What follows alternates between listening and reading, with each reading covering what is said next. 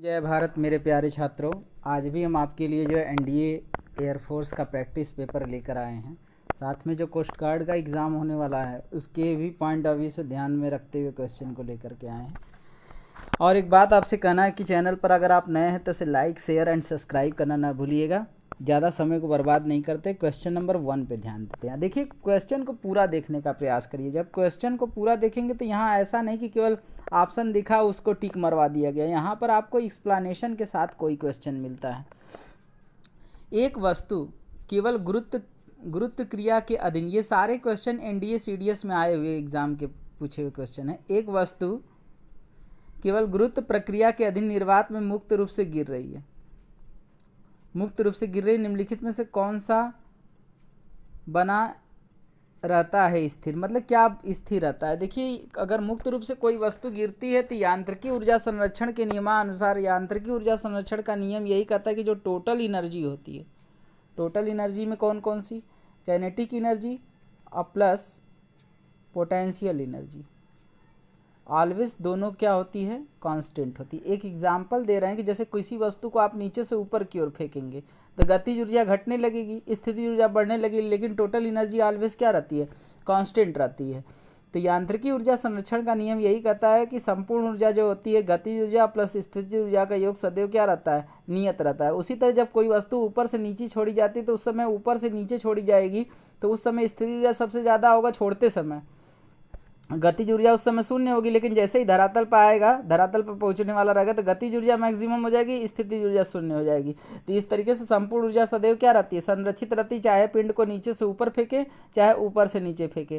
तो जब पिंड को, जैसे एक एग्जाम्पल दे रहे हैं कि जैसे एक पिंड है, वहाँ यहाँ इधर से ऊपर की ओर फेंकेंगे, नीचे से ऊपर की ओर आप फेंक रहे हैं, तो इस कंडीशन में जो हो जाएगी, पोटेंशियल एनर्जी क्या करेगी, उसकी इंक्रीज करेगी और काइनेटिक एनर्जी क्या करेगी, डिक्रीज करेगी। बट टोटल एनर्जी ऑलवेज क्या होगा, टोटल एनर्जी अगर पूछा जाए कि क्या होगा तो टोटल एनर्जी ऑलवेज कांस्टेंट होगा। वही पिंड जब ऊपर से नीचे आएगा तो ऊपर से जब नीचे आएगा तो उस समय क्या हो जाएगा, पोटेंशियल एनर्जी हाई मैक्सिमम होगी,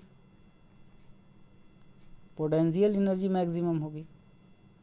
और जब वो धरातल पर आ जाएगा तो काइनेटिक एनर्जी मैक्सिमम हो जाएगी। लेकिन total energy always and always क्या होगी, कांस्टेंट होगी। तो ये याद रखिएगा, ये यांत्रिकी ऊर्जा संरक्षण के नियमानुसार संपूर्ण ऊर्जा सदैव क्या रहती है, संरक्षित रहती है। क्वेश्चन नंबर 2 पे ध्यान देते हैं। निम्नलिखित में से किस राशियों में से कौन सी दिए गए तापमान पे सभी गैसों के अणुओं के लिए समान होता है। देखिए, काइनेटिक थ्योरी ऑफ गैस जो बोल्ट्जमैन ने बताया था, E बराबर 3/2 RT बताया था। तो सभी गैसों की जो ऊर्जा होती है वो परम ताप के अनुक्रमानुपाती होती है। तो अर्थात परम ताप T पर सबके लिए एक समान होती है। तो ये क्या है, ये जो E दिख रहा है उसको ऊर्जा मत समझिएगा, ये गतिज ऊर्जा है। गतिज ऊर्जा तापमान पर नियत रहती है। निम्नलिखित में से किस राशि की बीमा प्लांक नियतांक के साथ, अभी देखिए जब हम पहले कराए थे तो बताए थे कि चाहे प्लांक नियतांक हो, प्लांक नियतांक हो या आपका कोड़ी संवेग हो, क्या हो, कोड़ी संवेग हो, दोनों का डायमेंशन एक होता है। एच का कहे चाहे एल का कहे, दोनों का एक होता है, ML2 T-1। तो कोड़ी संवेग इसका ऑप्शन। हुक का नियम, देखिए हुक का नियम आपको पता होगा कि उसमें ये CDS 2019 का क्वेश्चन है कि इसमें यह कहा गया था कि जो प्रतिबल होती है वो विकृति के अनुक्रमानुपाती होती है। इसमें क्या बोला गया था कि जो प्रतिबल होती है और विकृति जो होती है के बीच का ग्राफ हमेशा क्या होता है, स्ट्रेट लाइन होता है, लेकिन ये प्रत्यास्थ सीमा के अंदर होता है, प्रत्यास्थ सीमा के अंदर होता है। तो प्रतिबल विकृति के अनुक्रमानुपाती होता है। कौन, प्रतिबल विकृति के, क्या, प्रतिबल जो होता है अनुक्रमानुपाती होता है विकृति के। यहाँ पर जो वक्र है उसका अर्थ विकृति से है। कह रहा है, अगला क्वेश्चन पे ध्यान देते हैं। कह रहा है कि एक कण की स्थिति समीकरण दे दिया है, अब उसका जब अवकलन हो जाएगा तो वेग निकल जाएगा, तो dv/dt निकाल लीजिए, dv/dt माफ़ी चाहते हैं। आप इसका सबसे पहले dr/dt निकाल लीजिए। dr/dt से आप वेलोसिटी निकाल लेंगे, तो वेलोसिटी कितना आ जाएगी अवकलन करके देख लीजिए। 40 x कैप अब प्लस 3 y कैप अब प्लस 0। तो ये position with respect to time जो होगा वो वेलोसिटी होगा। तो वेलोसिटी आ गया 40 x कैप अब प्लस 3y कैप। ये तो वेलोसिटी जो हो गया वह एक्स वाई प्लेन में हो गया। और जब इसको डिफ्रेंशिएट कर देंगे तो वेग परिवर्तन की दर को क्या कहते हैं? त्वरण कहते हैं। तो ये आ जाएगा 4x कैप, उसका डिफ्रेंशिएशन 0 हो जाएगा, तो त्वरण आ जाएगा 4x कैप आ जाएगा। तो मतलब कुछ समझ रहे हैं? x कैप ये एक यूनिट वेक्टर है, तो वेलोसिटी एक्स वाई प्लेन में है क्योंकि x जो और y दोनों आ रहा है वेलोसिटी का, और लेकिन त्वरण का केवल x प्लेन के समानांतर आ रहा है। It means option D correct होगा। ये CDS 2018 का देखिए, यहाँ पर क्वेश्चन को ईयर के साथ रखा गया कि आपको पता चले कि इस टाइप के क्वेश्चन एग्जाम में आए, तो इसलिए ध्यान दीजिए। आपके साथ बहुत समय दे करके क्वेश्चन को बनाया जा रहा है। चैनल पे नए हैं तो उसे लाइक शेयर एंड सब्सक्राइब करिए कि इसी तरह आपको वीडियो मिलता रहे। एक मनुष्य द्वारा भूमि पर लगाया गया दाब सबसे अधिक कब होता है? दाब बराबर, आपको बता दें कि दाब बराबर क्या होता है? दाब बराबर होता है बल बटे क्षेत्रफल। तो इस फार्मूले को अगर हम देख के चलें तो pressure is inversely proportional to area. Area जब सबसे कम होगा तो प्रेशर सबसे अधिक होगा। तो जब वह एक पैर पर खड़ा रहेगा तो उस समय दाब सबसे ज़्यादा लगेगा। तो जब एरिया कम होगा तभी ना प्रेशर ज़्यादा होगा। तो प्रेशर जब वो एक पैर पर खड़ा होगा तो एरिया कम होगी, तो प्रेशर उस समय सबसे ज़्यादा होगा। ये सब CDS और NDA के पूछे हुए क्वेश्चन हैं। एक वस्तु घर्षण रहित क्षैतिज धरातल पर खड़ा है, धरातल पर एक निश्चित दूरी पर कैसे आगे बढ़ सकता है? देखिए आपको बता दें, छींक कर, कूद कर, दौड़ कर बिना घर्षण के पॉसिबल नहीं है। लेकिन लुढ़क करके जाए तो लौटनिक में जो होता है, रोलिंग में फ्रिक्शन सबसे कम होता है। किसमें? रोलिंग में। किसमें? रोलिंग फ्रिक्शन एकदम न के बराबर होता है। तो रोलिंग फ्रिक्शन में लुढ़क करके जो है आसानी से वह आगे बढ़ सकता है। CDS 2000 सबसे ज़्यादा फ्रिक्शन जो होती है, आपको पता होना चाहिए कि सबसे ज़्यादा स्थैतिक में होती है, फिर जो होती है वह कैनेटिक में होती है, और फिर स्लाइडिंग में होती है, और सबसे ज़्यादा कम जो है फ्रिक्शन जो होती है वो रोलिंग में होती है। किसी पिंड का भार, देखिए किसी पिंड का भार जो है ऐसा बताया गया कि पिंड का जो सबसे ज़्यादा भार जो होगा, जहाँ पर ग्रेविटी सबसे ज़्यादा होगी वहाँ पर होगा। तो ये जो होती है आपकी विषुवत रेखा होती है। कौन सी रेखा होती है? विषुवत रेखा। और ये जो होती है ये ध्रुव होता है। ध्रुव में ये नॉर्थ होगा, ये ध्रुव में क्या हो जाएगा? साउथ होगा। तो ध्रुवों पर जी का मान सबसे ज़्यादा होता है।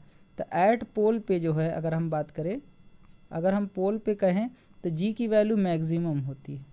जहाँ पर गुरुत्वीय त्वरण सबसे ज़्यादा होगा वहाँ पर भार भी सबसे ज़्यादा होगा, तो ध्रुवों पर भार सबसे अधिक होगा। पेंडुलम, देखिए इस क्वेश्चन को बता ले जाना बहादुरी नहीं है, समझा के बताना वो सबसे बड़ा। पेंडुलम की गति पेंडुलम की तीव्र गति से चल सकती है। किस काल में तीव्र गति से चल सकती है? तो देखिए आवर्तकाल का एक फार्मूला हम अपने बच्चों को पढ़ाए हैं, 1/2 alpha into delta theta. Delta theta ताप है, ये अल्फा रेखी प्रसार गुणांक है। तो यहाँ पर देखा जाए तो शीतकालीन में ताप घट जाएगा। तो ताप घटेगा तो सिंपल सी बात है, शीतकालीन में ताप घटेगा तो आवर्तकाल घटेगा, और आवर्तकाल जब घट जाएगा तो सिंपल सी बात है कि omega is inversely proportional to delta T होता है। जब आवर्तकाल घटेगा तो कोणीय वेग क्या हो जाएगा? बढ़ जाएगा। तो यहाँ शीतकालीन आंसर सही होगा, क्योंकि जब ताप गिरेगा शीतकाल में ताप गिर जाएगा, शीतकाल की बात हो रही है, शीतकाल में ताप गिर जाएगा तो आवर्तकाल जो हो जाएगा वो भी गिर जाएगा, क्योंकि अनुक्रमानुपाती में एक बढ़ता है दूसरा भी बढ़ता है। तो यहाँ पर आवर्तकाल जो है गिर जाएगा तो फिर आवर्तकाल के विरुद्ध क्रमानुपाती होता है तो कोणीय वेग बढ़ जाएगा, तो तीव्र गति से चलेगा। यही कारण है कि जो घड़ी की सुइयाँ होती हैं इस प्रभाव से बचने के लिए घड़ी की सुई इनवार की बनाई जाती है। इनवार का रेखीय प्रसार गुणांक 0 होता है, इसलिए वो किसी भी मौसम में समय एक जैसा दिखाती है। निम्नलिखित में से कौन सा कथन सही है? कह रहा है निम्नलिखित में से कौन सा कथन सही है? कोई ऊर्जा अंतरण जिसमें किसी प्रकार का तापांतर शामिल न हो उष्मा नहीं है। हाँ, उष्मा बिना ताप के संभव नहीं है, क्योंकि उष्मा का स्थानांतरण जो होता है, उष्मा अगर किधर से किधर जाती है ये डिसाइड करता है ताप ही, क्योंकि उष्मा का जो स्थानांतरण होता है हीट ट्रांसफर करती है, heat transfer from higher temperature to lower temperature. मतलब उष्मा जो है उच्च ताप से किधर की ओर जाती है, जैसे 40 डिग्री सेल्सियस इधर ले ले, 30 डिग्री सेल्सियस इधर ले लें, तो उष्मा ऐसे जाएगी। उष्मा हमेशा उच्च ताप से निम्न ताप की ओर जाती है। एनडीए 2018 में पूछा हुआ क्वेश्चन। ऊर्जा के बारे में निम्नलिखित में से कौन सा? फर्स्ट लॉ ऑफ थर्मोडायनेमिक्स जो कहता है dq बराबर dw अब प्लस du होती है। यह ऊष्मागतिकी का प्रथम नियम किस पर आधारित है? ऊर्जा संरक्षण के नियम पर आधारित है। किस पर? ऊर्जा संरक्षण। किस पे? ऊर्जा संरक्षण के नियम पर आधारित है। तो ऊर्जा संरक्षण का नियम क्या कहता है कि ऊष्मा को ना तो नष्ट किया जा सकता है, ऊर्जा को ना तो उत्पन्न की जा सकती है और ना ही नष्ट की जा सकती है, अर्थात सी ऑप्शन इसका क्या होगा? करेक्ट होगा।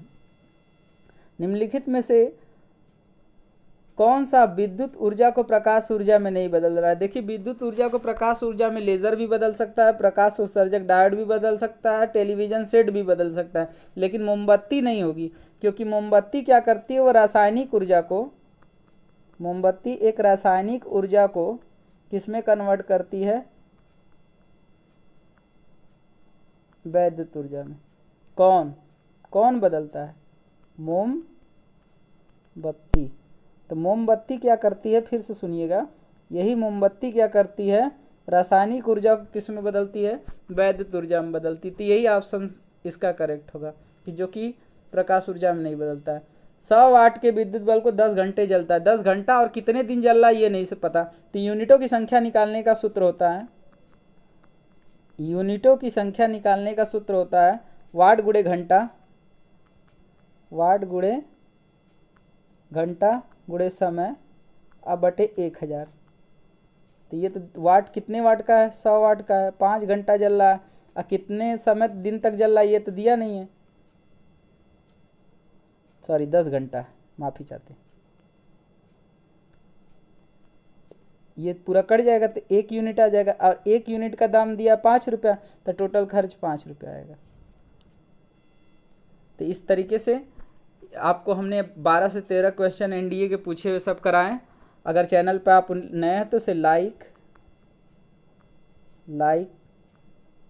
शेयर